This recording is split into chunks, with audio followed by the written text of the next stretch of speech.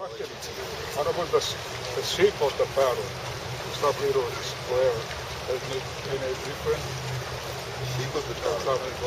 I just did a It sounds like a teardrop or something. Yeah, I just wrote a little thing on how to choose the right paddle. It's on the if you Google Zen Waterman, ZEN Waterman, you'll find it on the web. But basically on the paddle blade size, what's really important is the size of the blade. I think that's probably the most key thing is the size of the blade. You want to make sure the blade is the right size for you.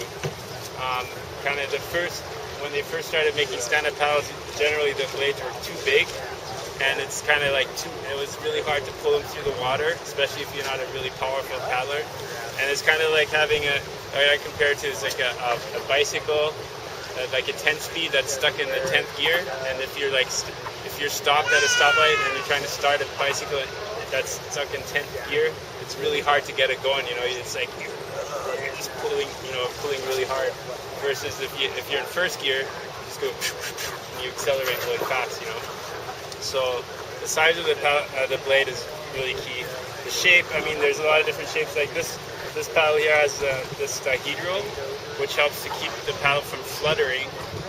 It kind of splits the water. So when you pull it through the water, it kind of keeps it going straight. Versus a flat blade can flutter, which is like basically that side to side movement. Like when you pull real hard, you'll notice the paddle sometimes has a tendency to flutter like this. So that's important. I think the shape of the blade.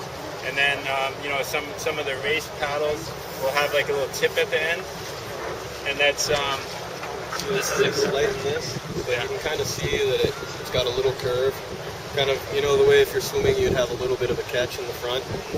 It's pretty slight in these newer ones, but you can see that it's got a little bit of a curve to the whole blade. Yeah.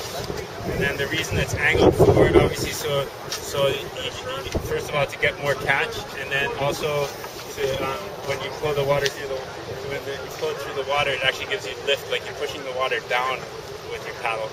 So that kind of lifts you up, lifts the board up out of the water. So you don't really want the paddle so far back that you're actually pulling yourself down onto the water, because that actually pushes your board down and can slow you down. And then what else? Oh yeah, I was gonna say like some of the paddles have kind of a tip at the end. How deep you put your paddle? You bury the paddle? You want the paddle all the way in, otherwise you're just wasting the blade. I mean, you're not using your blade efficiently. Putting it in the water. So yeah, before you start applying power to it, like that's part of the catch. You want to make sure the paddle is all the way in. You don't start pulling until you bury your paddle in the water all the way. You want the paddle to be in, and then you start pulling. Because if you start pulling too early too, your paddle's only in this deep, they'll start cavitating, making air bubbles, and that's kind of that's just wasted energy. Because it's kind of like trying to accelerate with the car, and your wheels are just spinning out. It doesn't really get you anywhere. Yeah. So. But you're talking about the different shapes, yeah. So I think they're, most of the paddles, if you look at all the different brands, they're all pretty much the same shape. They've settled on this type of outline that seems to be the most efficient. There's some other ones that are a little different. They have variations, like I think one's made by Kilo, where it kind of comes in and it's more like that, like a lollipop. And those are for different applications. Actually, those work good for paddlers who are maybe not quite as strong. But most of the paddles these days, they all settle on this kind of shape.